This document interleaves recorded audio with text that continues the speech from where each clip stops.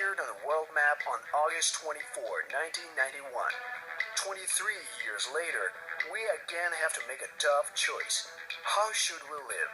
The Crimea has already been seized from Ukraine. Military confrontation is going on in the Donbass.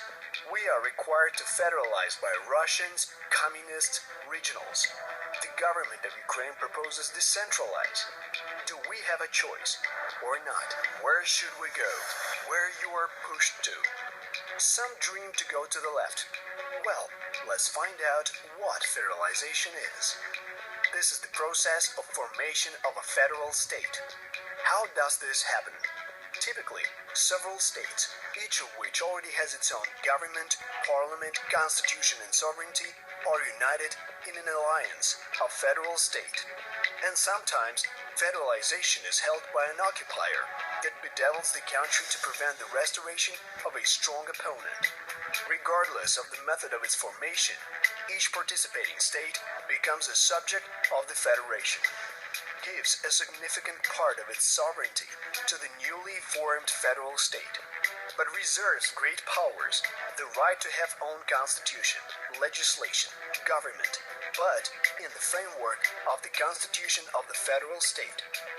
Every citizen in a federal state has two constitutions, maintains two parliaments and two governments, must adhere to different laws when crossing several internal borders within the same state. There are more than 200 countries in the world, but only 24 of them are federal. Why is it so? First, most states were created as a result of self-determination of nations. Thus, they are the national unitary states. Second, the federal states were created as a union of either former colonies or families of kingdoms. Third, a significant part of federations consists of national subjects of the federation. Fourth, there has been no historical case of voluntary separation of a single country into the subjects of the federation. In addition, the governance system of the federation is very complex and costly. Federation as a state is unstable and tends either to centralize or to decay. Everyone remembers the divorce of Czechoslovakia and the cruel, bloody disintegration of Yugoslavia, the rejection of certain areas from Ethiopia. And even if the federal states do not break into separate territories, they still have a constant internal tension, right up to the transition to armed conflicts, as for example in Nigeria, Mexico, India, Russia, and Ethiopia. Even prosperous Belgium has an internal tension between the constituent entities of the federation. Do we, the citizens of Ukraine, really need this scenario? Why do we have to feed two governments, two parliaments? We cannot handle even one. Why do we need even greater economic and political instability? Why do we need the extra mobility problem in the country? Who needs it then? In the first place, the regional elite, who would give eye teeth for even poor but own principality, where new feudal lords keep living local communities without power and resources. And of course, an country through those warlords. And most importantly, federalization is imposed upon us from the outside, especially by those who themselves kick ineffective governance. So there you have it, the path to the left. And what if we take to the right?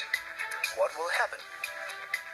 Decentralization is when two really capable levels of government, national and local ones, are established in a single country. The government of the country deals only with global issues on a national scale, while all the most important problems of each of us are solved at the closest to us local level. In the community of a village, town, city, or district of a large city, which receive all the necessary resources, authority, and responsibility. Thus, the quality of life in the community becomes dependent on the community residents themselves. More complex problems are solved at the rayon and regional levels. These are the subsidiary levels of governance that have their own autonomous bodies, but they do not manage local communities. They also have their own prosperous Denmark, Sweden, and now in Poland. Generally, almost all of Europe has worked its way up through decentralization, and most importantly, everything was happening peacefully and voluntarily, according to the internal needs of the state and the people. So maybe we should also do this, especially since the first step has already been taken. On April 1st, 2014, the Cabinet of Ministers of Ukraine approved the concept of the reform of local self-government and territorial organization of power in Ukraine. It is time to make big changes.